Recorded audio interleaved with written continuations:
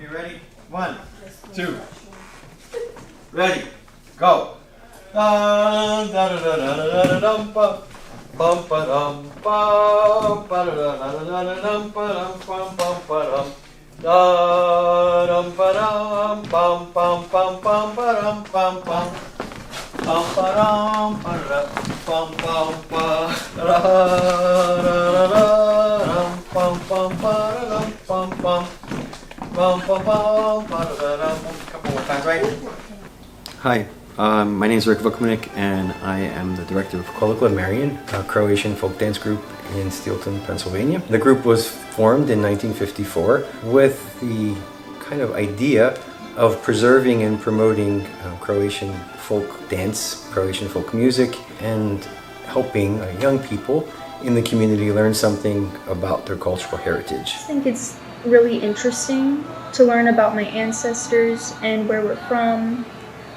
And it just makes us all so much more diverse. The group itself is divided into several smaller groups, and they're based on age. On Wednesday evenings, we have 2 groups of young people that get together.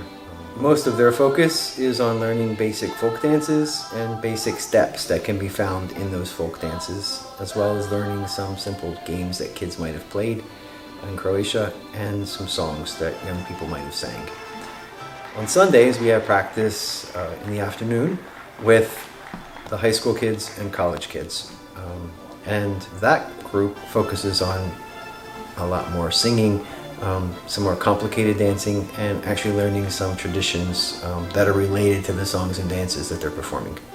It's valuable to have young people be connected to something greater than themselves and to be connected to a community, to their past, to have an ability to take something that their grandparents, great-grandparents, great-great-grandparents might have given to them, make it their own, and be able to carry it into the future.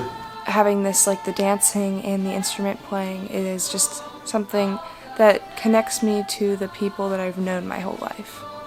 I think it's especially important for those of Croatian descent and Croatian heritage to teach their children about their Croatian heritage and to always remember where they came from and to never forget that connection that we have here.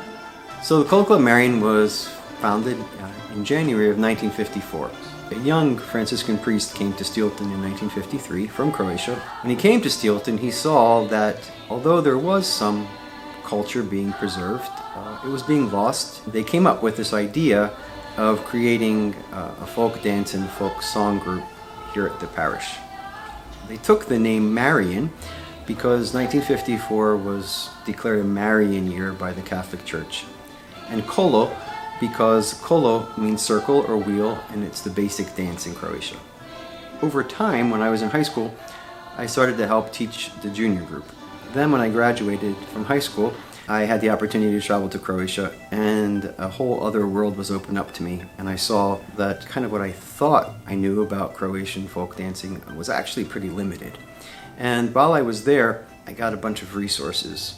A lot of it isn't even just the dancing, a lot of it's the costumes, which have been in this group for like actually hundreds of years. So the costumes that we use, some of them are very old, and they were actually brought to the States by people who immigrated to Steelton.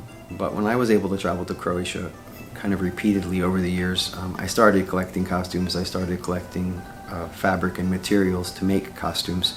Initially, my grandmother was helping me sew those costumes, and as she got older, I taught myself to sew.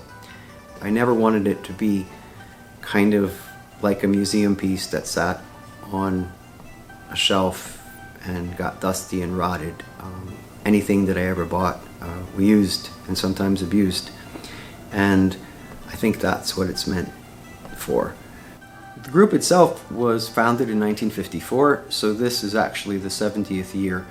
We're one of the oldest Croatian folk dance groups in the United States, and we are the oldest one that is still part of a Roman Catholic parish here in the States.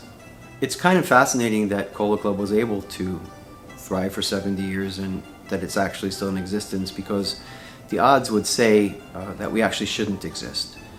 we are maintaining something that a lot of bigger cities are even having trouble doing. I think that it's a bit of an enigma at this point for people to realize that we still have a fairly large group and we still have young people that are interested in dancing and preserving some part of their heritage, or even just learning a little bit about their heritage. And I think that there's some respect and some fascination from people outside of the community about how something like this can still exist 70 years later. Something can still exist with people who are 4th and 5th generation American Croatians who still have a desire to have some sort of connection to their heritage and to their homeland. I don't understand why anyone wouldn't want to be a part of something like that.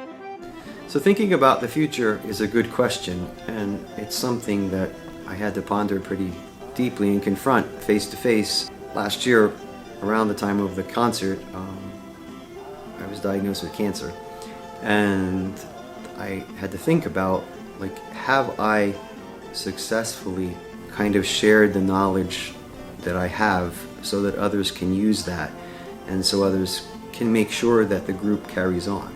And it will continue as long as parents continue to encourage their children to be part of the group, as long as young people learn. Thankfully, I was cured of cancer, but it does kind of make me think and make me approach this kind of in a much different way, to make sure that I'm fostering the ability for this to somehow continue and somehow enlighten or enkindle a flame in other people